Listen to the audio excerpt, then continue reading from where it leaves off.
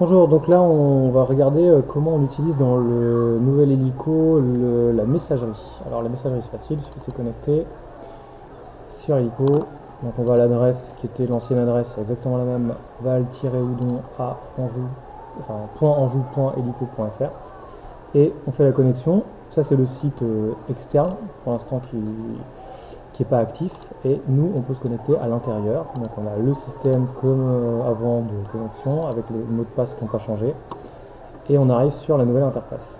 Alors si vous regardez bien, en fait il y a deux messageries. Donc en fait il y a une messagerie qui est plutôt une messagerie traditionnelle, classique, comme on l'avait sur l'hélico précédent.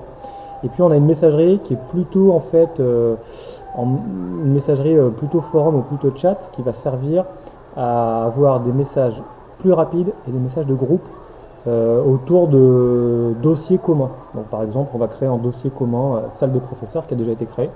Je peux avec cette messagerie rapide communiquer rapidement avec tous les gens qui sont dans le dossier salle des professeurs.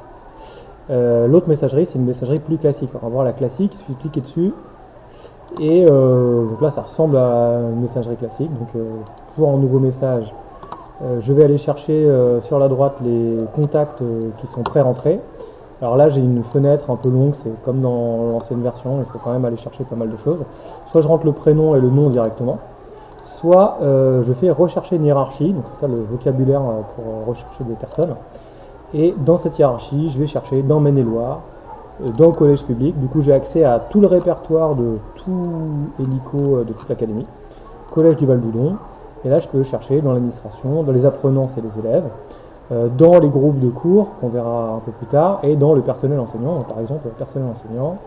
Alors, je peux chercher par matière ou par niveau, donc c'est pas mal, ou professeurs principaux, donc ça c'est plutôt pas mal. Donc, je vais chercher par matière et je vais envoyer un message test à des collègues d'histoire-géographie, donc je mets OK, choisir. Ensuite, je fais rechercher, je vais rechercher dans enseignant, dans élèves et dans parents, je pourrais enlever élèves et parents, mais là je vais avoir la même recherche de toute façon. Et j'ai tous les enseignants d'histoire-géographie qui sont rattachés au collège. Donc je vais cliquer ceux avec qui je veux communiquer, je mets OK, ils sont rentrés et je peux leur envoyer un message, voilà, message test, et c'est parti, je peux leur envoyer le message. D'accord, j'ai des pièces jointes classiques.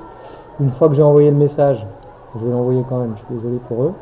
Je vais le retrouver dans éléments envoyés, donc il est là, message test. Et je peux faire quelque chose d'important, c'est que je peux dans paramètres de message envoyer des emails de notification pour des messages internes. En gros, c'est le renvoi vers la boîte assénante. Alors je ne sais plus s'il y est par défaut, il me semble que oui, mais je ne suis pas sûr. Voilà. Et donc vous pouvez mettre une petite signature aussi et faire. Donc ça c'était la messagerie classique. Cette messagerie classique, du coup, elle va vous donner des messages sur ascendante. L'autre, elle ne va pas vous envoyer de message sur ascendante, a priori. Je n'ai pas trouvé les paramètres pour le faire. Et en fait, vous êtes intégré par défaut dans certains cas et parce que vous le créez dans d'autres cas, dans des groupes de travail. Donc là, j'ai plusieurs groupes de travail. Donc j'ai un groupe Labo HG, par exemple, c'est tous les collègues d'histoire géo du collège. Et j'ai un groupe EMC 3e, par exemple.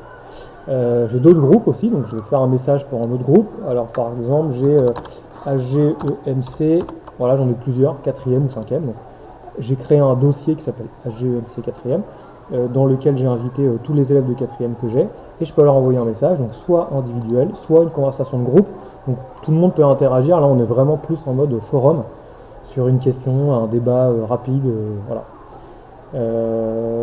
Donc voilà le principal outil de messagerie de Helico. Merci de votre attention.